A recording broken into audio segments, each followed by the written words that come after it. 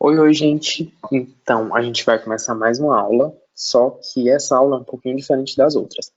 Essa aula não está na apostila de vocês, né, que é a arte africana e afro-brasileira, mas eu resolvi trazer porque, enfim, falar sobre a cultura africana e a identidade afro-brasileira é algo que já é considerado por lei, né, que deveria se estar, né, em todas as grades curriculares, enfim, de ensino médio, faculdades e tudo mais.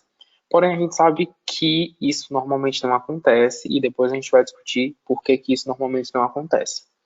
Mas aí, assim, antes de começar a aula, eu queria dizer para vocês que, assim como eu acho que a maioria de vocês, eu não tive em nenhum momento da minha formação, seja ensino médio, ou qualquer coisa do tipo, algo que falasse sobre a arte africana e afro-brasileira.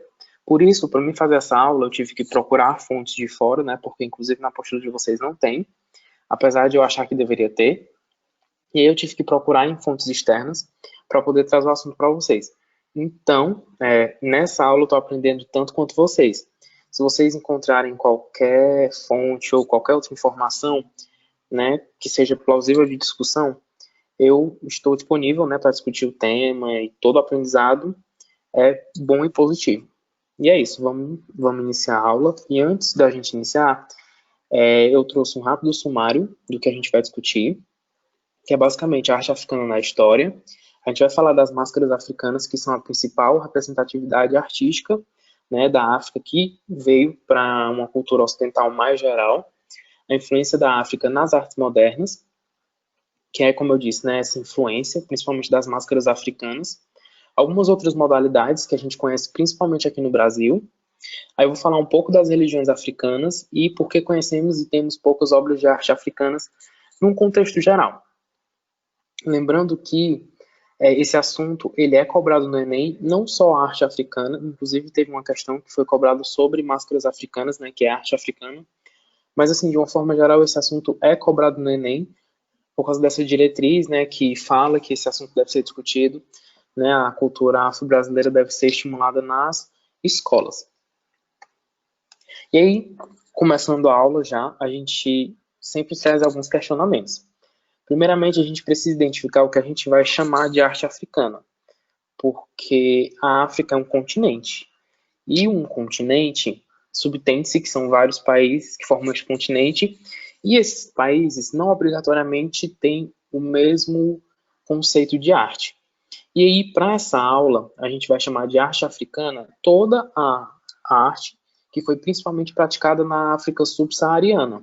Porque a África, que não é a África subsaariana, ela está um pouco mais relacionada com a Europa. Então, para essa aula, né, a arte africana, ela é mais direcionada para a África subsaariana. Mas não que não seja algo que possa ser utilizado para entender outras regiões da África. E aí, outro questionamento. Existe uma única arte africana?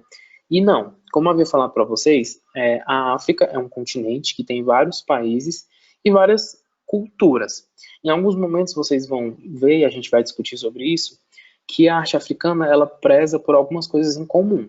E que dois países, mesmo que distantes, podem ter, né, um modo de cultura ou até uma arte parecida. Mas aí eu quero que vocês relacionem isso, por exemplo, com o Brasil. O Brasil não é um continente, mas ele é um país continental, né? Porque é enorme. E aí, se vocês pararem para pensar, por exemplo, na música, aqui no Nordeste a gente tende a gostar mais de forró, essas coisas.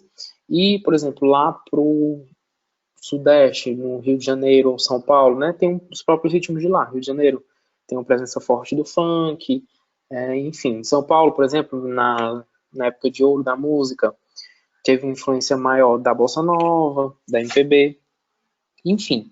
Quero que vocês consigam relacionar que, pela África ser um continente que é formado por vários países, essa arte africana ela pode ser um pouco mais geral. Mas a gente vai discutir esses momentos e a gente vai discutir também os momentos em que ela se torna parecida.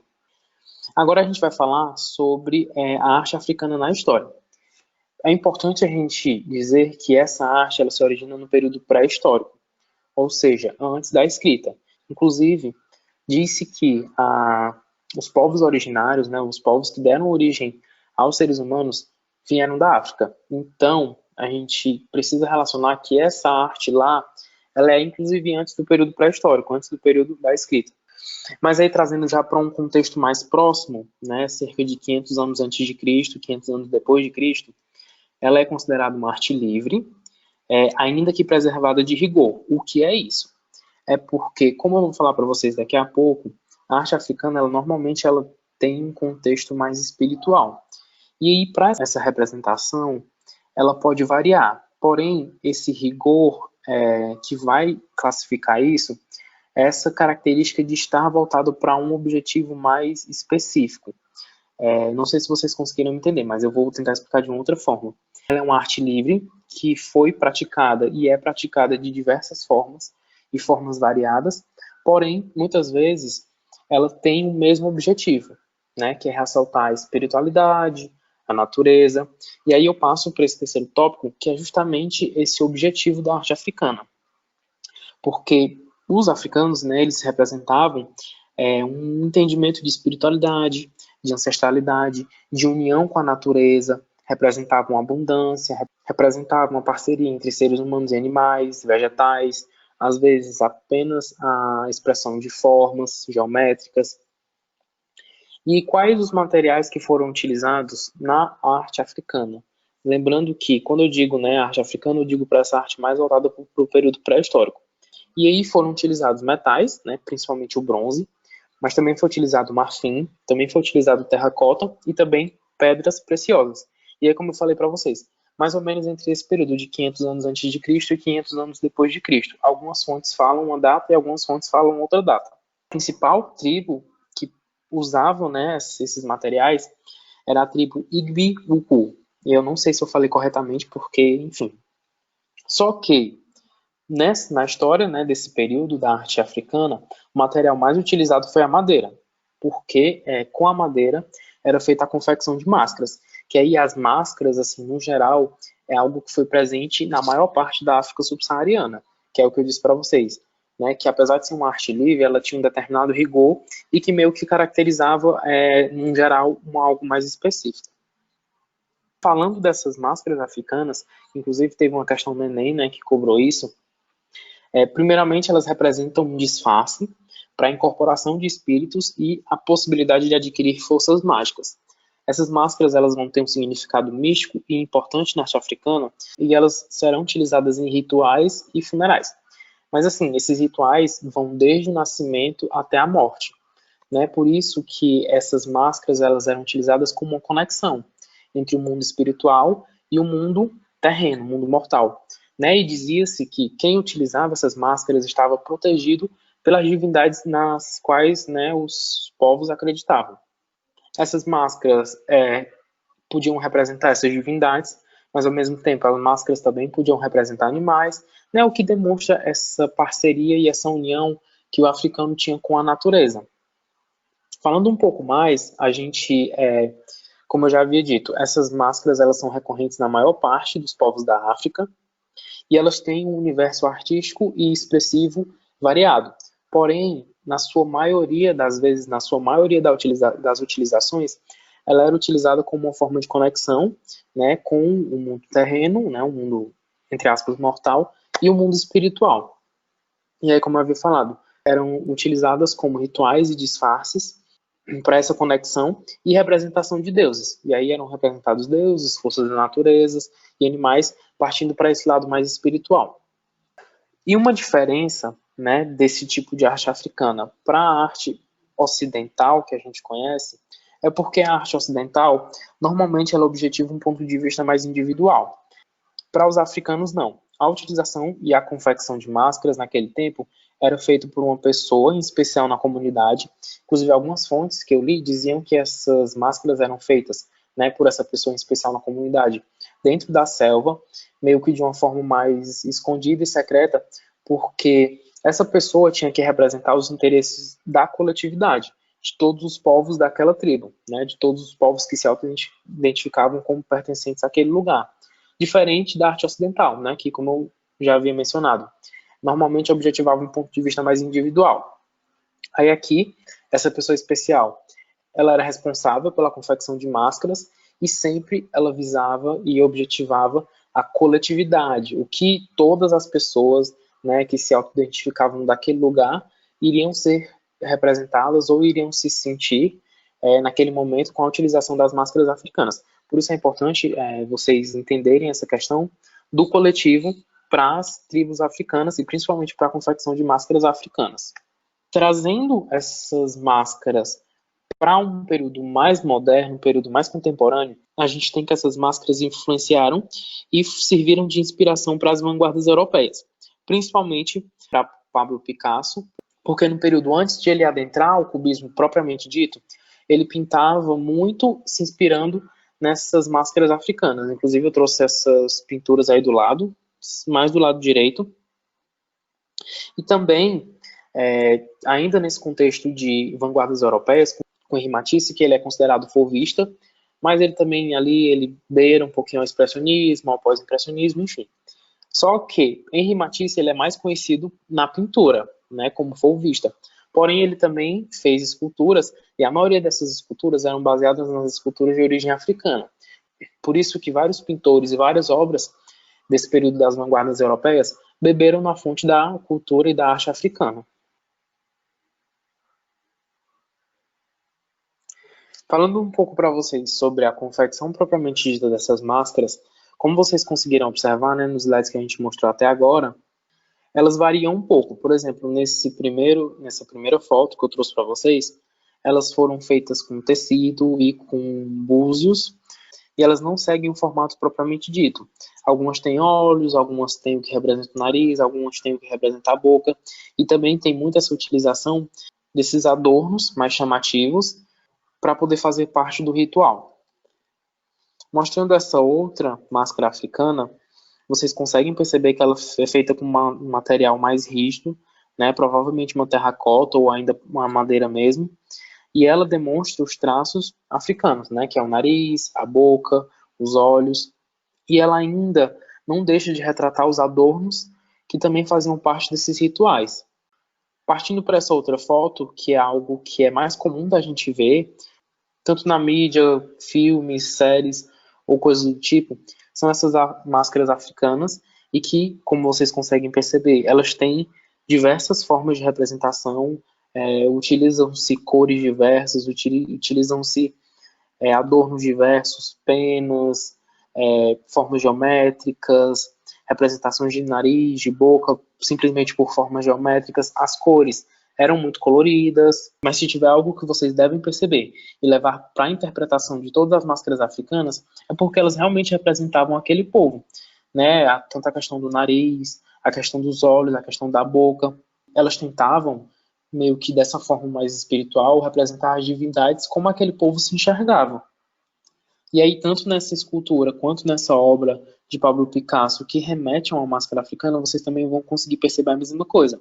E ainda vocês percebem que para essa origem do cubismo, né, para quando Pablo Picasso adentra no cubismo, ele representa muito esses traços africanos de formas geométricas, utilizando triângulos, elipses, círculos. E aí a própria escultura de Henri Matisse também, ela representa o povo africano. De um modo geral, a gente entende que essa arte africana não se baseava apenas na pintura e nem nessa criação de máscaras. E aí a gente traz, né, a gente já fala um pouco sobre a cultura afro-brasileira, quando a gente traz a capoeira aqui para o Brasil. Que a capoeira era uma arte marcial com expressão artística. E a gente sabe muito bem para que a capoeira era utilizada aqui no Brasil. Porque os escravizados, eles tinham que se defender de alguma forma e eles não podiam praticar uma arte marcial propriamente dita. Então eles utilizavam da capoeira, que era tida como uma dança, para poder ensaiar esses passos que ao mesmo tempo serviam como uma arte marcial. E não só isso. A música brasileira, ela tem, né, uma origem na cultura africana, porque ela é uma mistura de todos os povos que formaram o povo brasileiro, que foram portugueses, indígenas, africanos, e aí essa união dá origem a vários estilos musicais, que a gente vai falar um pouquinho mais disso na próxima aula, né, que é a linguagem da música e a era de ouro do rádio no Brasil. E aí só dou um exemplo para vocês, como por exemplo o samba, o maracatu, o ijexá, o maxixe, a lambada, o carimbó, são representações musicais, e não só musicais, também de dança, que representam muito essa união da cultura africana com outras culturas que deram origem aos povos brasileiros. Só que a gente precisa saber que nem sempre o povo brasileiro viu com bons olhos a tudo que vem da arte e da cultura africana. Porque a gente sabe que o povo africano passou e ainda passa por algo que desde cedo era estimulado na população e nos meios e tudo, que é o racismo, que isso afetou e ainda afeta a absorção dos brasileiros a essa cultura africana. E a maioria dessas músicas e danças que tiveram influência dos povos africanos, elas foram durante muito tempo discriminadas. Né? Eu coloquei mais ou menos até o século XX, mas a gente sabe que essa discriminação existe de uma forma geral, até hoje. E para essa confecção da música propriamente dita, algo que era muito utilizado, que era mais dessa origem da cultura africana, eram tambores e o berimbau. A gente não podia falar sobre arte africana sem falar da cultura africana. Para a gente falar de cultura, a gente precisa falar de religião. De um modo geral, as civilizações africanas elas têm uma visão holística e simbólica da vida. Como eu havia mencionado para vocês, por meio, por exemplo, das máscaras, eles tentavam muito se conectar com o espiritual. E aí eles acreditavam que cada indivíduo era parte de um todo e eram todos ligados. Né? Essa ligação era por meio de um cosmos e aí variava, né, dependendo da divindade que eles acreditavam, e que eles deviam buscar a harmonia e o equilíbrio dos povos e a natureza. E por isso, que eu também já mencionei para vocês, que para essa religião africana e para a cultura africana era marcada a importância do grupo. Para que a comunidade vivesse, cada fiel deveria participar seguindo o papel que lhe pertencia em um nível espiritual e em um nível terreno. Sendo assim, a gente menciona algumas religiões de origem africana que vieram aqui para o Brasil. E aí a gente tem, por exemplo, o candomblé e o culto aos egungun. Só que eu preciso dizer para vocês que essa religião, quando ela chega aqui no Brasil, ela sofre um sincretismo, né? Que é uma união dessas religiões com as religiões que também já chegavam aqui no Brasil, como, por exemplo, o catolicismo. E aí essas duas primeiras, né, que são o candomblé e o culto aos egungun, elas são um pouco mais parecidas com o originário africano. Já a Umbanda, ela é o que resultou um pouco mais dessa união das religiões africanas com as religiões que estavam chegando aqui no Brasil, como, por exemplo, a católica. Só que a gente chega num ponto que a gente se pergunta por que a gente não tem tanto acesso a obras de arte de origem africana. E aí eu preciso falar para vocês que como, né, o continente africano ele é um continente que é bastante afetado por intempéries climáticas, isso sim influenciou na destruição ou na falta de conservação dessas obras de arte africana. Só que algo que também aconteceu foi a intolerância religiosa por parte de muçulmanos e cristãos, né, que quando eles entraram em contato com essas civilizações, eles destruíram parte de seus acervos culturais. E não somente nesse período, né, nesse período de expansão religiosa, também no período das grandes navegações, que deu-se início à escravidão. E aí, gente, para esse ponto de que de lá para cá, né, de lá até hoje, a gente ainda não tem tanto conhecimento ou a gente ainda não tem essa disseminação da cultura africana, o racismo ele também é um grande culpado disso, porque não sei se vocês sabem, mas o racismo ele tem diversas esferas. Existe o racismo pessoal, que é praticado de pessoa para pessoa, racismo direto, mas existe um racismo que é chamado de racismo institucional, que ele é muito sutil, mas ao mesmo tempo ele é muito feroz, porque ele é algo que começou naquele tempo e que ainda hoje a gente sofre essas consequências, que é quando o governo não oferece à população negra condições necessárias de viver, que é quando a cultura negra, seja a arte, seja a religião, seja a música, ela é considerada menos digna ou menos importante simplesmente por ser cultura africana, simplesmente por não fazer parte da cultura ocidental ou principalmente da cultura branca. E aí é por isso que a gente está nessa aula, é por isso que as diretrizes cobram tanto a disseminação, né, da cultura afro-brasileira, né, que é a influência da cultura africana, para o surgimento da nossa cultura. A gente precisa discutir isso, a gente precisa disseminar essas informações para que a gente não continue perpetuando esse racismo institucional. E aí eu termino a aula com outro questionamento. A arte africana se resume ao período pré-histórico? Também não. A gente estuda a arte africana desse período, principalmente porque ela foi a que influenciou mais o Brasil. Mas hoje em dia, né, no período mais moderno, no período mais contemporâneo, a África mudou e a arte, né, o povo africano, eles vão aprimorando, eles vão mudando sua cultura e a sua maneira de se expressar na arte. Por isso eu recomendo que, se vocês tiverem um tempinho, coloquem no Google lá arte africana, contemporânea, moderna, só para dar uma olhadinha, né? Não que isso caia no Enem, porque, como eu disse, essa arte mais antiga é o que influencia mais o Brasil e é o que está mais passível de cair, principalmente as máscaras africanas. Mas, para uma questão, né, vai que um dia possa cair, também para conhecer há diversas artes presentes no mundo, não só no mundo ocidental ou não só na Europa. Eu recomendo vocês a pararem um pouquinho e darem uma olhada nesse tipo de arte. E é isso, gente. Eu queria agradecer pela aula de hoje. Qualquer coisa podem falar comigo. Lembrando que, como eu disse para vocês, eu aprendi tanto quanto vocês nessa aula, porque nunca tive nada do tipo no currículo do ensino médio ou ainda na faculdade, enfim. E aí, qualquer coisa, se vocês quiserem, estou aqui para discutir. A gente pode trazer qualquer ponto de discussão. E é isso, gente.